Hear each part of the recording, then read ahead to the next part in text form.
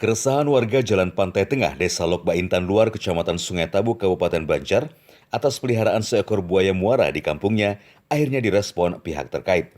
Setelah Kamis siang, tim gabungan dari Balai Konservasi Sumber Daya Alam, BKSDA Polda Kalsel, dan Dinas Kehutanan Provinsi Kalsel mengevakuasi buaya peliharaan ini dengan diangkut menggunakan klotok.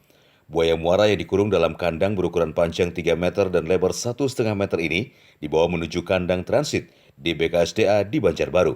Sebelumnya warga begitu resah dengan keberadaan buaya ini. Resah aja bang kalau punya bayi dalam kan, kalau pindah lapas dengan ngantuk kalau pindah lapas. Punya lapas kan pasti membahayakan. Proses evakuasi yang berlangsung 4 jam ini, selain mengangkut buaya, petugas turut mengevakuasi 2 ekor kucing hutan yang ditinggal pemiliknya mengungsi. Dari Kabupaten Banjar, kontributor Kalsel 1net.